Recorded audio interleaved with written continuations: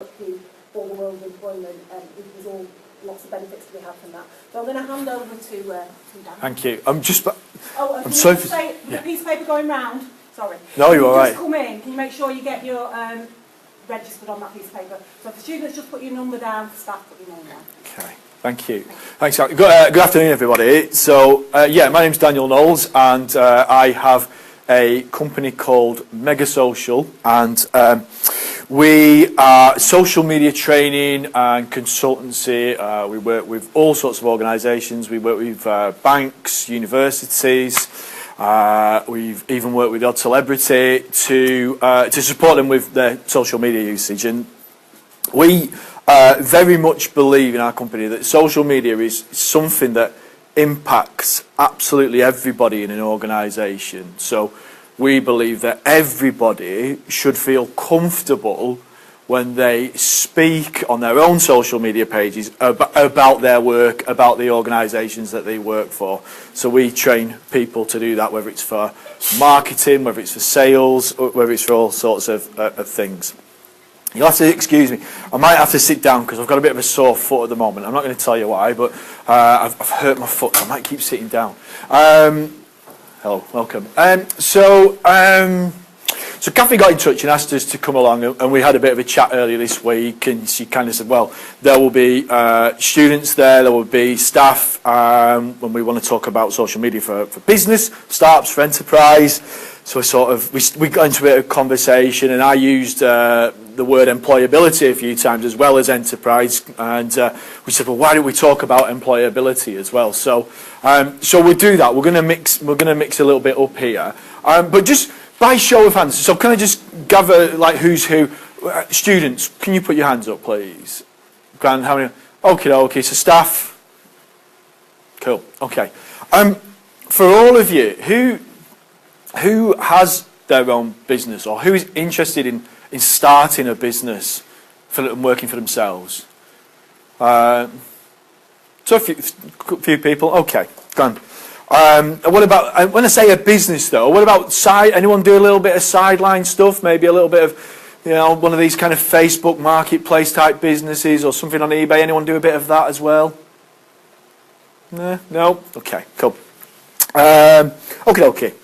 So what I'm going to talk about then, rather than me sort of standing here and showing you stuff like how to create a Facebook for business page or a Twitter page, I think that's all very prescribed stuff. If you were interested in doing that, you can go and Google how to do it, and you'll find that out.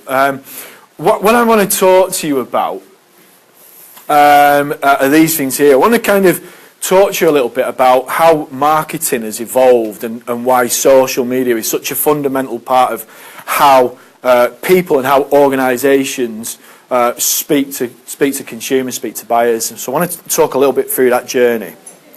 Then what I'm going to do is I want to talk about two really important concepts which I think are absolutely fundamental to good social media use, to good social media practice, whether you are using it personally to further your career, whether you're using it as a business to grow a business and to get people engaged, maybe you're going so if you're going to work in digital marketing or work in marketing for an organisation. Two principles that I think are really fundamental to how to use social media effectively to engage people. So they are social proof and the difference between brands and the use of personal brands.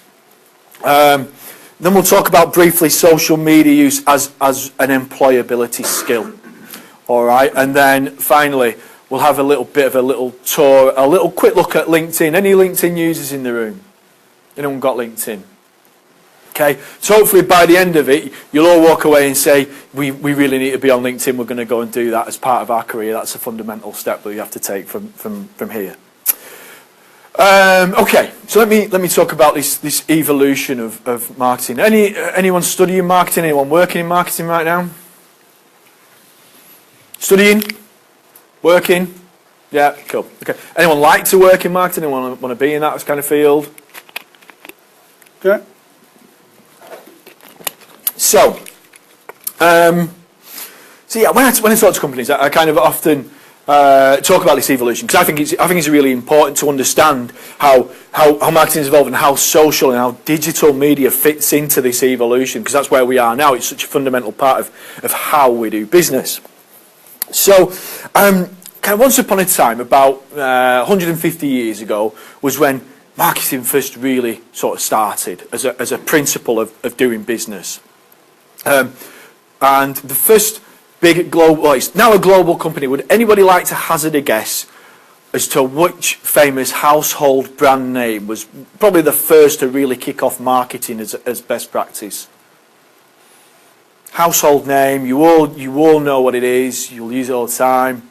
Pardon? No, it's not. It sounds nearly there. Coca-Cola. Well done. Yeah, Coca-Cola. So Coca-Cola was one of the first big companies to really kind of use marketing principles to grow its business. And what the story of Coca-Cola, if you haven't heard it, is when it was invented, the person who invented it thought, right, I'm not sure what this is. It's either a carbonated soft drink or it's a medicine. But I'm not sure which one it is. And so he went round asking people to try it and said, what do you think it is? And unanimously people came back and said, it is a soft drink. So there you go. The first kind of market research, focus group type stuff, that kind of went back then. And in order to build the brand and to get it out there across the States, Coca-Cola were the first company to use coupons. And what they did is they did a buy one get one free across the States. So people bought a bottle of Coca-Cola, and then they gave a bottle to their friend, and that's how they got the brand out there right across the States in the late 19th century. And as we know today, it's a behemoth of a product, and is consumed across the world. What happened then, though, is through the sort of 20th century, marketing sort of followed this path where companies kind of wanted to look at what made a brand, what created a brand, and how do we create a brand that people like and people want to engage with, and how do we get human sentiment into our brand so people want to buy it, and so they would do lots of research around things like colours and designs and logos and times of the year and when to best offer promotional stuff, and very much they would try and sell through their marketing, through their advertising, in a kind of offer-led way. In a way that was like, we used to see adverts that would say things like, buy now, save 50%, or new release, get the early price, or buy one, get one free. And marketing companies very much held the power when it came to selling to the consumer. They said the message, people bought into the message. And that's kind of how marketing worked. The power very much sat with brands, sat with the companies.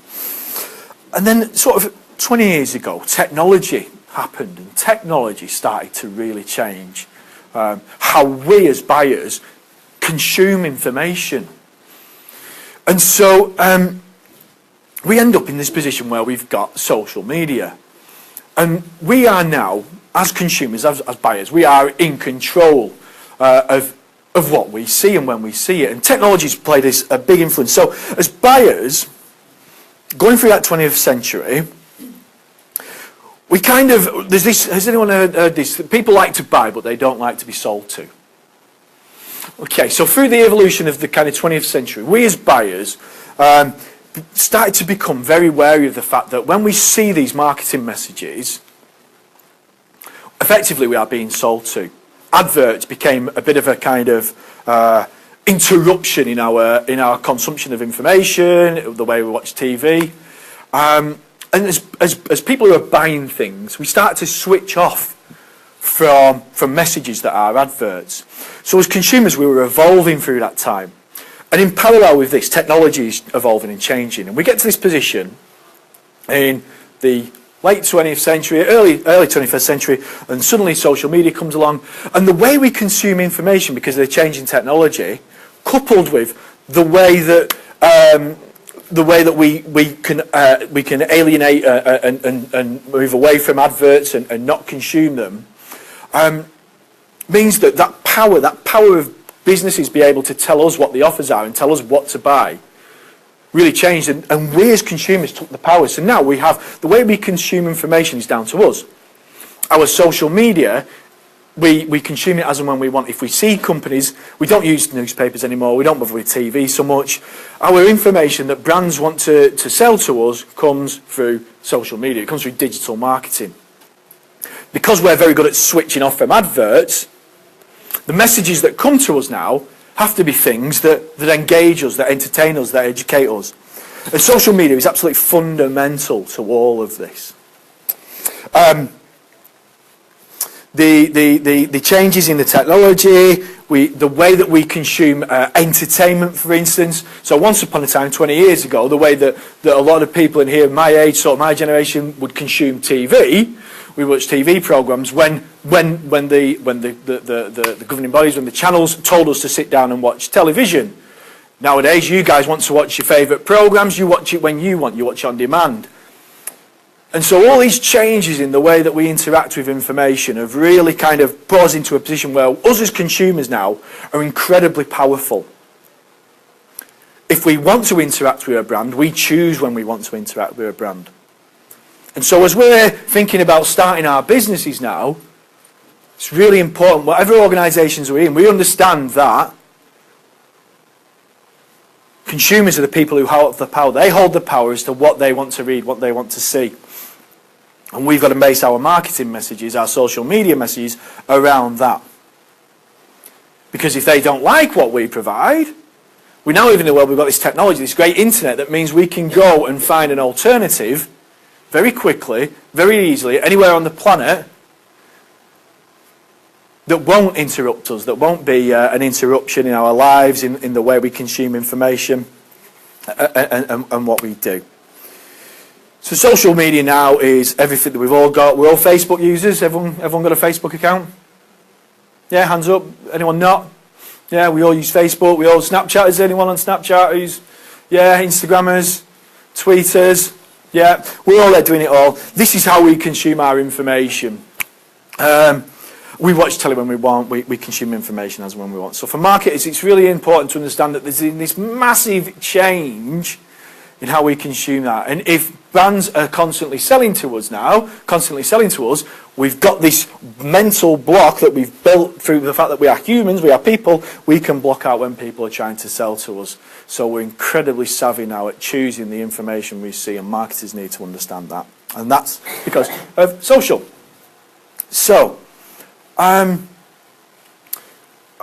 two principles that I want to talk about that are really important. Two things. Social proof is the first one. So does anybody know what I mean by the term social proof?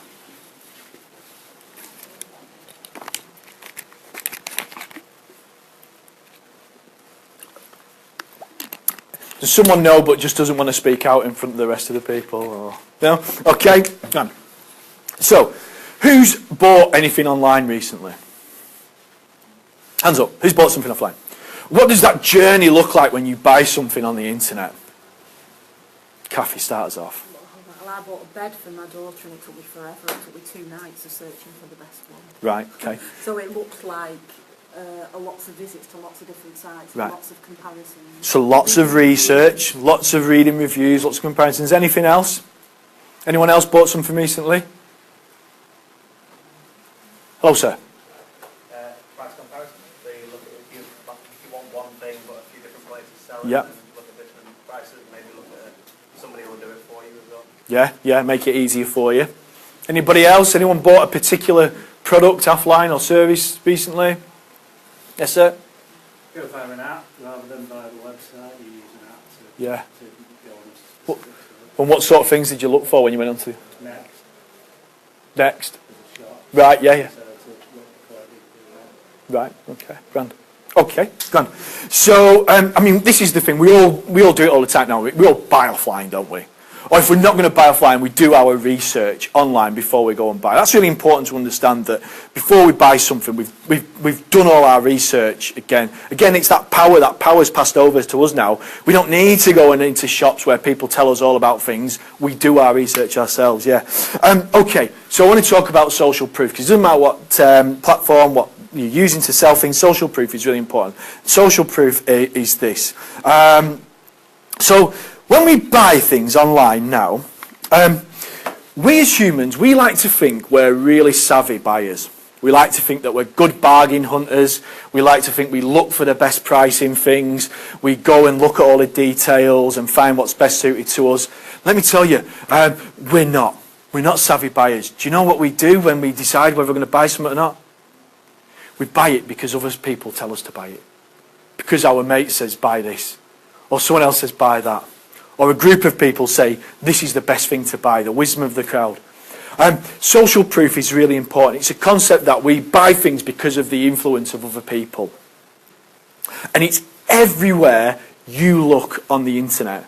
It's everywhere, particularly on social media. So I'm buying a holiday at the moment. So I'm looking on Jet2, so it uses cookies on the website. So it's no surprise that then when I go into my Facebook feed, Jet2's at the top.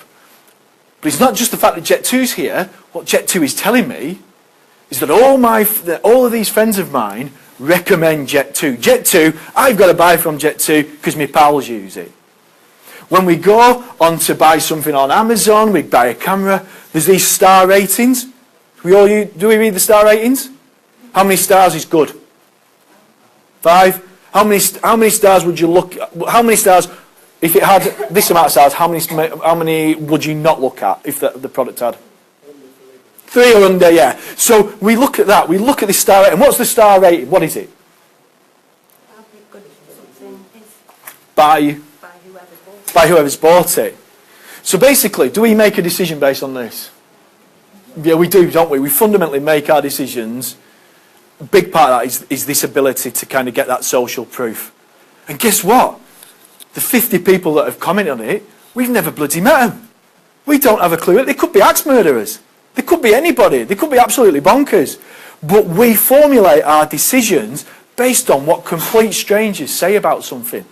This is absolutely everywhere on the internet. If we're going to eat somewhere, if we're going on holiday, we'll go on TripAdvisor to tell us where to go. Whoever has been on Facebook on a Saturday morning, girls in particular, I might be looking at you here, on a Saturday morning, and seen a mate put something like, I want to get my nails done today, where should I go? And then there's about 20 comments underneath it where your friends are, go to this nail salon, go to this area, and all your friends are, and we then make our, not the price, not how much, we're making our decision based on where our friends are telling us where to go. Who's noticed the recommendation button now on Facebook? There's this button. It is a fundamental to how we decide who and where to buy. A fundamental. So as we're kind of thinking about starting a new business or promoting an established business, one of the first things that we need to be thinking about is how do we get other people to say how good we are at what we do? How do we capture that feedback? How do we get it?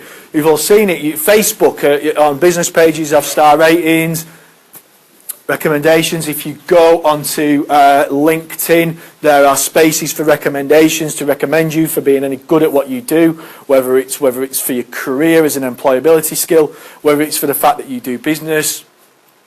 This idea of social proof is everywhere. It's even in the connecting with people. Does anyone ever look at the people you may know stuff on different, yeah? And what does it always tell us under the people you may know? It tells us the mutual friends. So it tells us, what they're saying to us is, you can be friends with this person because they're friends with someone who you think's all right. Or it might say, you can be friends with this person because you can be friends with this person, but if you look at the mutual friends, he's actually friends with that person that you're connected to, but you think he's a bit of a knob. So I'm not really going to go and connect with him. So you weren't making decisions about who to connect to, who to do business with, based on the fact that these social networks are telling us they're all right because they knock about with him, he's not all right because he knocks about with them. It's absolutely fundamental, and the social networks know it. So as we're looking at our career journey, are we in the right circles? Are we connected to the right people? Are we connected to the people who are seen as being good at the work they do, good in business? if we're doing business, if we're growing businesses, then does our social proof say that people like to do business with us? That is a fundamental principle of it for anything, for enterprise employability. So bear that in mind as you go on your career journeys. Okay, and there's lots of research out there that tells us how important this is. Lots of research that tells us we are more likely to buy from companies because of a recommendation or a referral. We're more likely to choose a course at a certain college because our mates who went last year says the tutors are really good, you should go there. By the way, if we're saying this about ourselves, it's pretty worthless, it's pretty pointless. And that's one mistake that a lot of companies do, because they go on social media and they stand there and tell you how great they are. And what happens when you meet somebody and they tell you how great they are, what do you think? Prick. You're a prick. Yeah, but it is, don't you? You do. And it's the same online, isn't it? When you've got someone who's constantly saying, we're brilliant, we're this, we're that, you think, oh, shut up. Go home. It is, we need other people to be saying it for us in order for it to be have any collateral. So there's all sorts of information that tells us that social proof, getting recommendations, is absolutely vital. That makes sense? Yeah? Anyone got any? By the way, please throw out the questions. Has anyone got any questions so far? Hello, sir. A lot of what you mentioned so far seems to rely upon already having an audience ready to help spread your reach. Yeah. What's the option? That's incredibly well timed. Just like to see. Yeah, no, it happens, doesn't it? Don't worry, yeah. Mine's about to go in a minute. It's me, by the way. How is it that you first establish that initial audience, that audience that is going to help spread the word? That's a terrific, because you put your hand up as wanting to be, yeah. Okay, let me answer that quickly then. Have you got a marketing budget or significant money to spend at marketing? Not a great deal. Okay, no. When you're starting your business, which most business startups, by the way, have not got any money. The ones that we have, the big kind of new app that's got billions of pounds that's been pumped into it and all that, that is one in bloody every 100 million businesses. The rest, the 99.9% of our businesses like you, sir. So no money to start off with. See, we've got to be clever. My advice for you is this, and you'll see this a bit more when we talk about something in a moment. In your life, there are going to be people who want to support you. There will be friends, I suspect, family, college tutors. There will be your established network out there. And so as someone who wants to start a business, you've got to work hard. You've got to work hard in that initial period, and you've got to be clever. So the first thing that I would be doing is I would be going out to all those people, and I would be telling them, I am starting a business. What do you think those people would say when you tell them you're starting a business? We'd love to help. Good, we want to help. Good luck. What can we do to help you? Great, thank you. I'm going to start a Facebook page. I'm going to start this, I'm going to start that. Just do me a favour. There's a little button that says invite friends to like. Okay, invite friends to like. So I'm going to start my Facebook page. Just go on and please just invite as many people as you can to like my page. And before you know it, you'll be into 100 people. You'll be into a couple of hundred, whatever it is. And you'll start building your audience. And you've got to do that. After that, it's about you providing good content to people that engages and educates. But to start off, get those, I call them advocates. Get those advocates of yours out there helping you.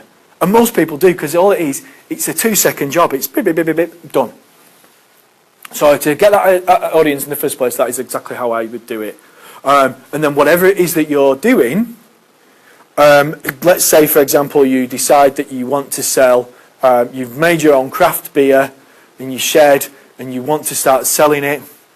So the first thing I would do then is go to 10 of my mates and say, here lads, have a swig of that. What do you reckon? Any good? Love it. Have another swig. Get them a bit drunk and then get them to write the reviews on how good it is. And tell everybody what it is. Get those reviews. All right. Beer's the example. Anything, that way to get those recommendations. Oh, sorry, I've got to come back in.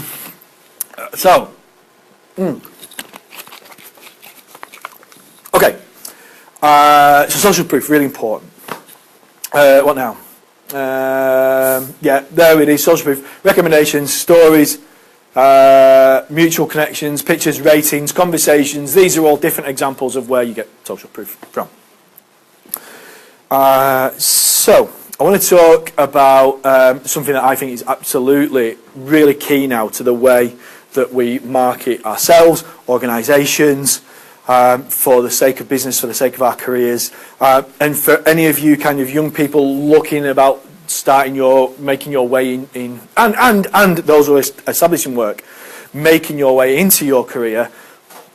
This is probably the biggest one of the biggest fundamental changes of the way we're doing business, the way we're marketing, that there is, and it's because of social media.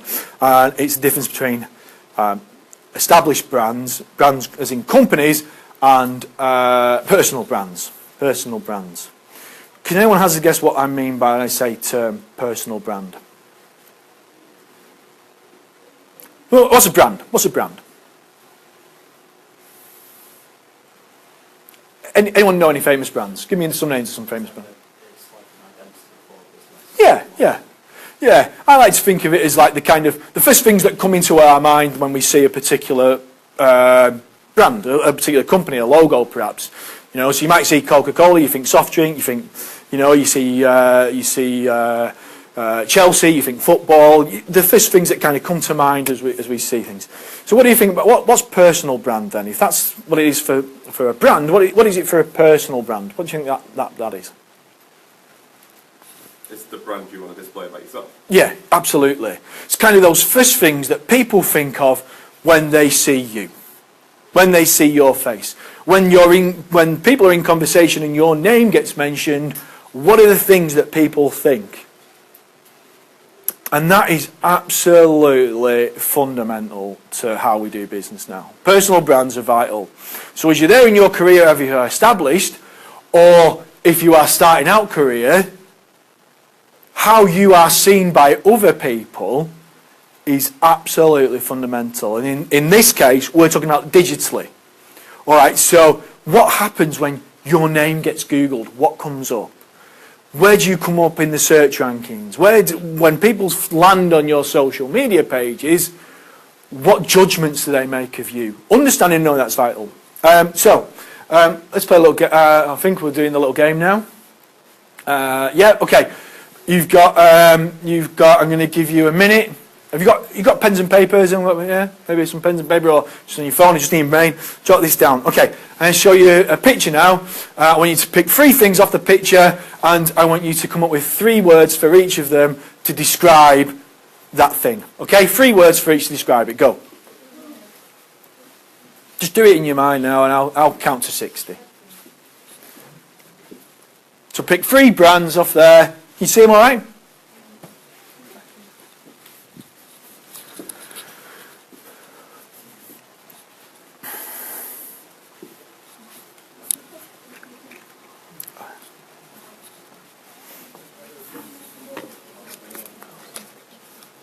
Yeah, please do.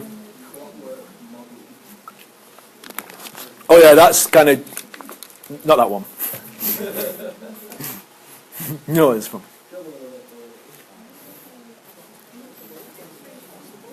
Just pick 3 that you recognise.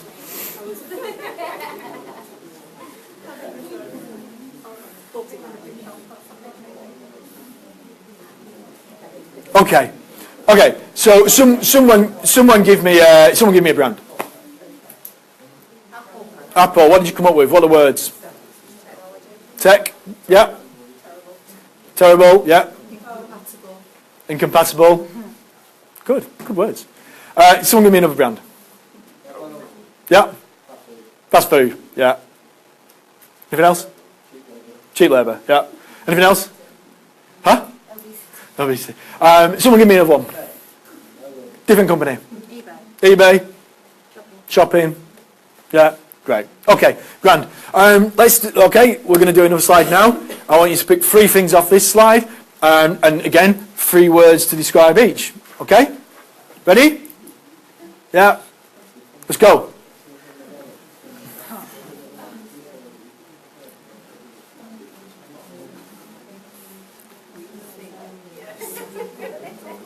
So we've got Donald Trump, Bill Gates, Sheryl Sandberg from Facebook, Angelina Jolie, David Bowie, Taylor Swift.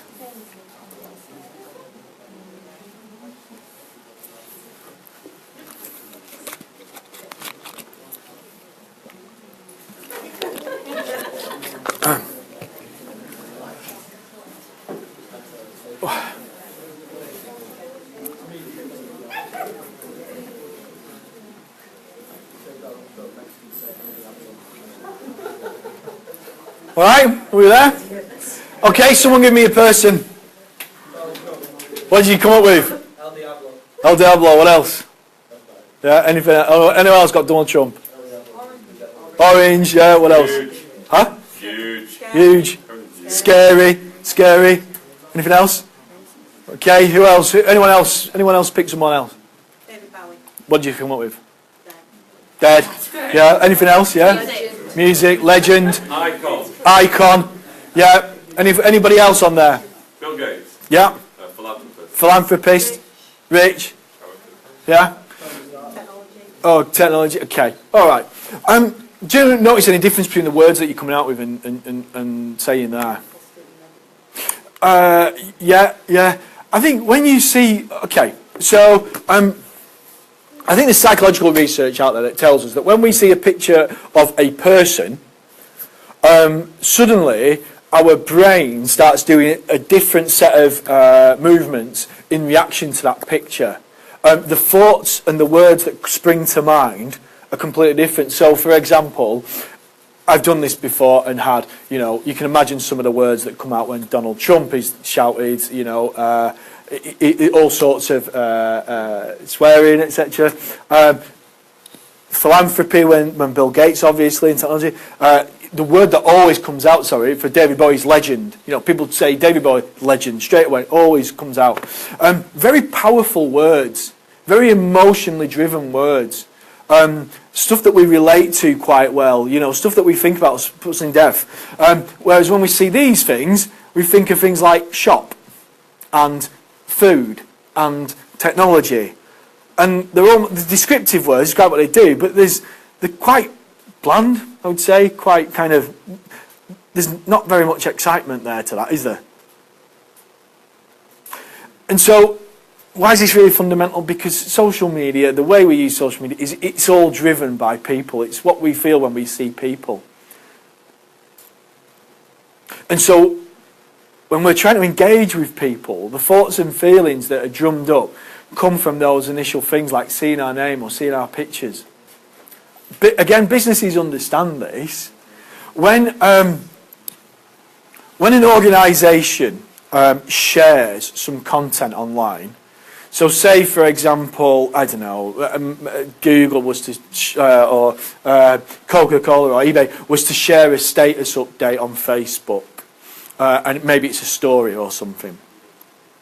The same piece of content delivered from a person is far more likely to get engagement than when it's driven from a brand. There's all sorts of research, that tells us that people are far more likely to engage with content when it comes from people. Because when we see that person's name and that person's picture as a connection of theirs, their friend, whatever, we start to think of other things. They're kind of endorsing that piece of content. So we trust what that person says, or we know that that person has similar interests and hobbies to us. So if they like it, we might like it. So we're more likely to read it. So as you start in your businesses, perhaps, and you're thinking about, all right, I'm going to call myself, we're going to make a digital marketing company. I'm going to start my own digital marketing company, and we're going to call ourselves Chair Media. And you go out to your mates and say, have you heard of Chair Media? Chair Media, Chair Media, have you heard of Chair Media? Don't have a clue what you're talking about. What about Dan Knowles? Oh yeah, he's the guy who does all the social media stuff. He's the guy who's always ranting on about this and that. He's the guy who's a digital marketer. So it's much more, that personal brand is incredibly powerful to us. From an organisational context, by the way, for the college, okay, you look at the amount of followers that you have on your business pages, on your company pages, your school pages, on LinkedIn, on Facebook. You've got, what, a couple of thousand, few thousand followers per page, whatever.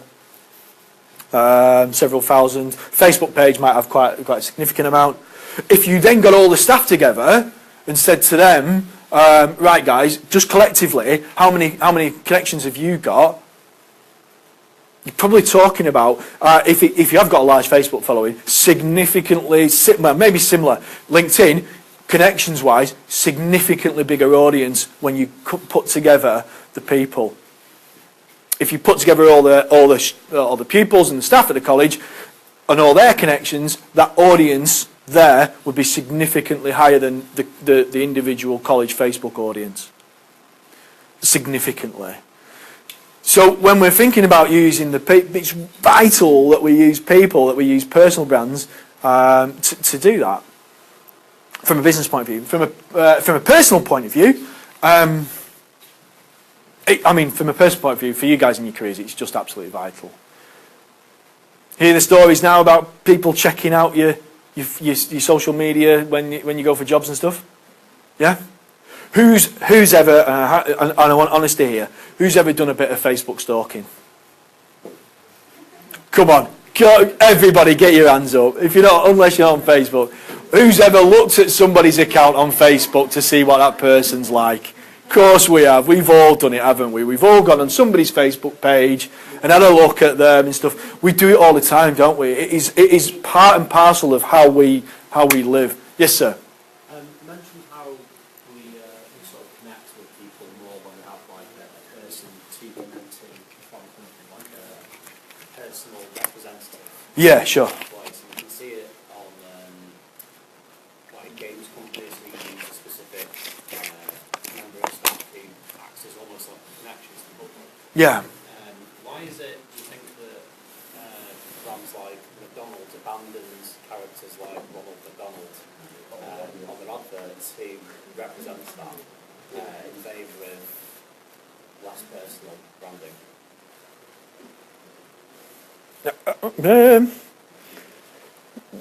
That's a good question. I'm trying to think of more examples because, okay, we're talking about a global, international business with a huge brand, lots of goodwill in its brand itself, and so, there will be all sorts of, I'm sure, people who are far more qualified in the world of brand representation stuff than myself, who can tell you the answer to that, why they don't use Ronald McDonald so much anymore as the character of Bush. I suspect it's got something to do with a change in culture, healthy eating, perhaps the demographic of people who buy from there and what that represented, and of course, killer clowns. I don't know, but I think if you look out there in some of the biggest brands in the world now, they are certainly using their leaders to push their brands. They are pushing their leaders now right to the front of their brands. Richard Branson's star has never been higher. Everything that Virgin pushes out comes through Richard Branson's voice. Mark Zuckerberg is right at the forefront of everything that Facebook does. The big brands out there are using their leaders to talk about their organisations because it personifies them. We don't live in a world, and I often say that our perception of brand, what is a brand, has changed in the last 10 years. Think of big brands now. People think of things like the Royal Bank of Scotland, or Volkswagen, or Starbucks, or Nestle. Quite often, we think of big brands. We think of practices that perhaps are not what we want to see in society anymore. Corruption, greed, reflective of other things, bad practice, child labour in the Far East, whatever it might be. And I think big brands understand that now, and they're pushing their people to the front of their brands in order to humanise what they do. And that's a very important part of the way that we work. So hopefully that demonstrates it. I better speed this up, I think, a little bit quickly. Okay, employability. Let's talk about employability. Tell me some employability skills. Pardon? Confidence, yeah. Employability skills. Who knows, when I say employability, do you all know what I mean, by the way? Teamworker, excellent. What did you say at the back, sorry, sir? Approachability, yeah. Teamworker, what other employability skills are there? Good listening. It's a good skill, isn't it? Just general life skill, yeah. Organisational skills, yeah? Okay, has anyone heard of networking as a employability skill? What's networking? Yeah. Why would you network for your employability? Why would you do that? Yeah. Okay, yeah. All right. Yeah, to tell more people about your business. What sort of people might you want to network with?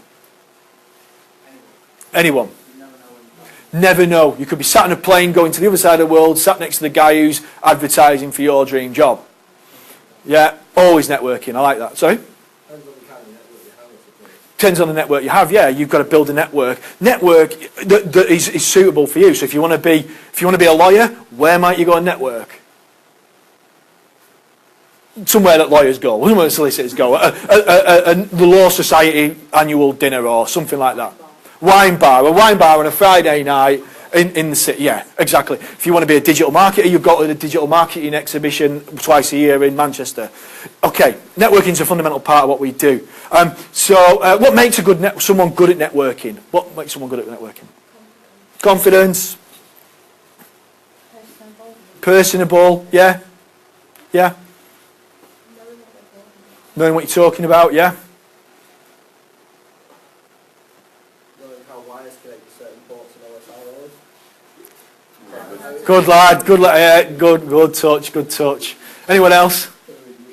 Yeah, I think the ability to just reach out to people and say, nice to meet you, good, and to say hello, how are you, what do you do, introduce yourself, confidence maybe, ability to be able to find common ground, build rapport with people. Would we agree that networking is a useful skill to have in your career journey? Absolutely. Quickly, if you want to be good at networking, what do you have to do to be good at networking? No. Yeah. Okay. What do you have to do to get good at networking? Someone said it, I think. Practice. You've got to practice networking. All right. There's no kind of secret formula to be a good networker. If you want to get better at networking, just go to these things, go to the events, the careers events, the exhibitions, and practice introducing yourself and get more confident at what's a good introduction, what's a good first impression. All right. The reason I'm talking about all this is because those skills that you're talking about, the ability to be able to introduce yourself, to sound like you're a subject matter expert, to have a good first impression. These skills are exactly the same for social networking online. Those principles of being able to reach out to people who perhaps you're not connected to, but you want to have in your network, like the gentleman said at the back, are fundamental to how you become a good social networker online. Not going to events and just talking about yourself, me, but being able to have a conversation with people. These are all fundamentals to being a good networker online. And I'm going to show you now LinkedIn, because LinkedIn is a great place as you're starting your career or setting up your business to become a good social networker for the sake of your career. Let me have a quick look. Okay, so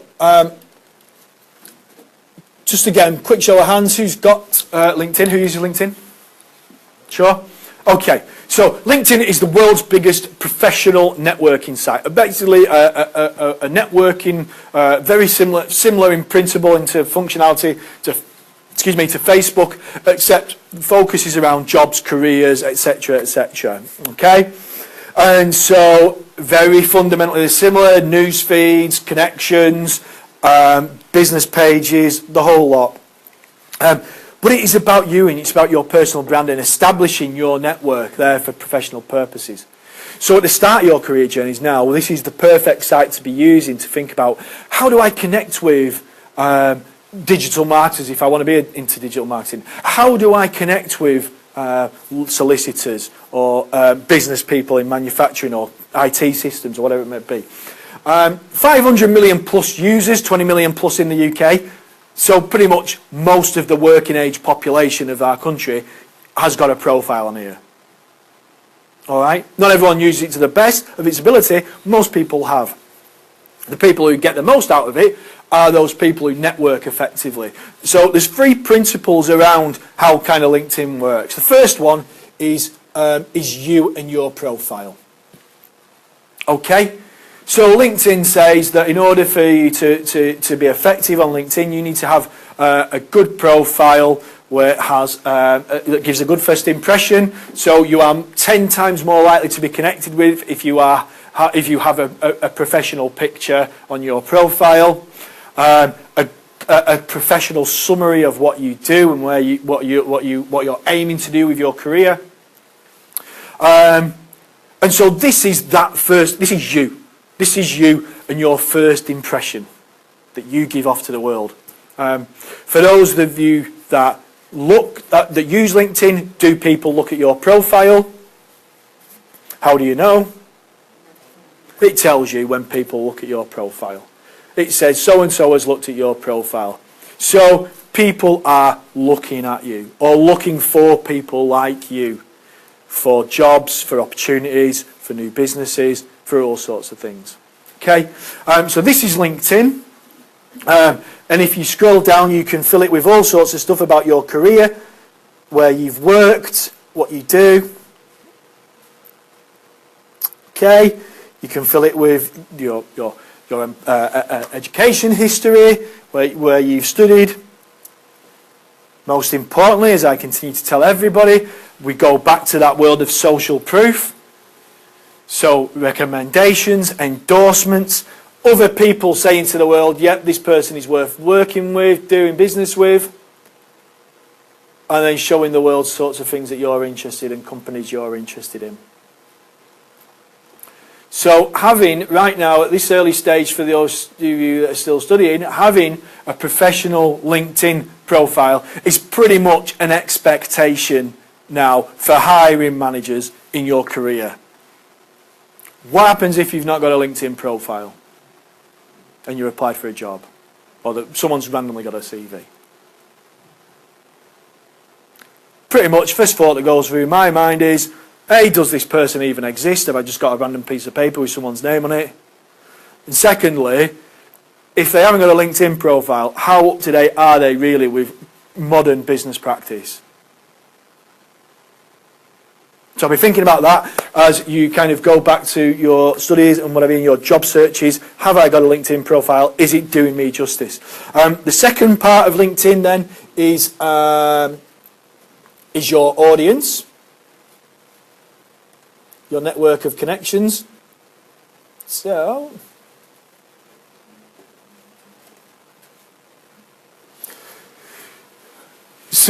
as you have got you've built your profile, you've got that social proof, you've got that representation of yourself, the next thing is, have I got an audience of people to talk? Am I connecting with people? Am I connecting with the right people in the right networks that can help me to further my career?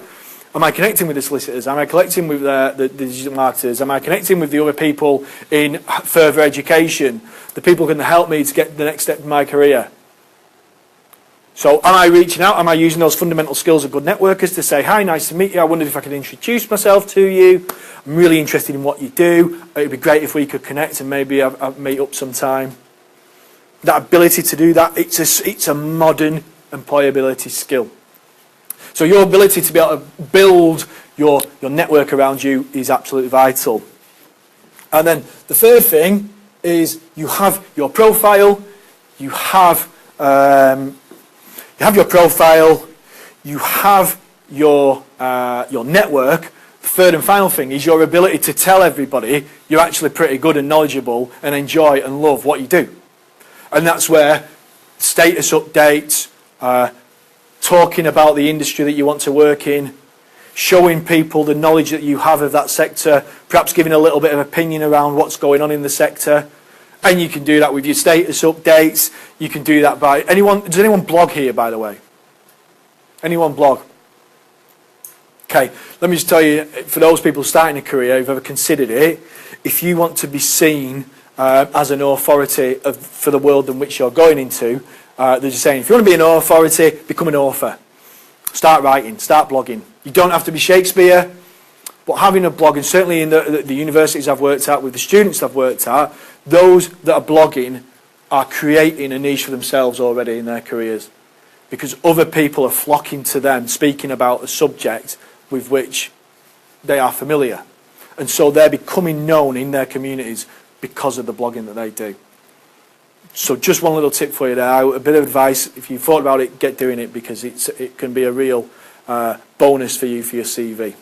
But using the newsfeed to not only tell people about what you're doing and spread your updates, but also going in there and listening to other people and going and seeing what other people are talking about, and taking opportunities maybe to just like somewhat that so-and-so's doing, or commenting on something that Andy's put out there because you think to yourself, actually, that person is someone who could make a difference in my career. So I can build my rapport with them while I'm sat at the comfort of my own desk, or stood there on my phone playing about when I'm waiting for the bus. I can be getting myself onto other people's radar just by going on LinkedIn and engaging with them and telling them how great that blog that they've just written is, or how you've seen their company and what they're doing and how useful it is. Does that make sense? Cool. So be mindful of time. I think we're coming about to the end there. So has anybody got any questions? Can I just ask about what you were saying about blogs there? So what Yeah. would you use for that? Okay, so LinkedIn actually has its own blogging tool. If you wanted to use it, there is, you have, write an article there. So that's LinkedIn's own blogging tool. You can write your own LinkedIn blogs. If you've got on my profile, there's probably about 80 that I've written. So you can use that. Or if you can do a bit of, if you get a WordPress, building a WordPress, take you 10 minutes. Really easy. Just go on YouTube, look for the guides. It'll take you 10 minutes. You don't even need to do that. It tells you how to do it yourself. Build yourself a free blog, and away you go. So, yeah, absolutely. Anybody else got any questions? Yes, sir. A confusing one, because it's quite mixed on what people prefer to use for it. On social media posts, on the content you actually provide to people, a lot of people say that you shouldn't actually use backlinks to your websites or your blogs because it puts people off. But there also seems to be an equal amount of people who say that you should also do that, just for the sake of being able to follow up. Where do you stand on backlinks like that? Would you say that they're useful to keep in content you post online, like every post, or? Right. Okay. So I wouldn't be posting every post linking back to my website because it looks salesy and looks spammy. I think if you're putting stuff through, if you're blogging, then having a weekly blog and linking it out there and putting it out there to a community, absolutely great. Should every post be your blog? No. But getting involved, the activity that you should be doing should also include engaging with other people, reading other people's blogs. Because if you want people to share your blog, which effectively you would, then one of the ways to do that is to reciprocally help other people. Help push other people's agendas. They will help you back as you're sort of starting out in your career. So not every post, you should be pushing your own stuff out there, absolutely. But it should be everything. Cool. Who's gonna go and put a LinkedIn profile together, or at least look at LinkedIn a bit more after today? Yeah, cool. I'm happy with that. For those people who who didn't turn around, it was pretty much all of them. Great. Okay, thanks very much. I hope it's been useful for you. Please do link in with me. And if you've got any more questions that you prefer to ask, please do link in. We can have a chat. I couldn't get it up. Apparently, I'm not allowed to get a Facebook page up on the thing. My Facebook page, please. Facebook.com/themegasocial. Hey, if you could just take a moment. If you've got your phones on you, if you could take your phones out and just take a moment to go on Facebook, search facebook.com/themegasocial, or just type in the search bar the Megasocial. You'll find my page. Please do like it. I appreciate any help, and I hope this has been of a little bit of use to you today. Would you like our business page back then? Of course, yeah. Sure. Yeah. Please do, yeah. Yeah, and as I say, connect with me. If there's any updates that you want me to share, just tell me. Happy to. Brilliant, thank you. Before people leave, can you just make sure that has everybody signed in? Put the number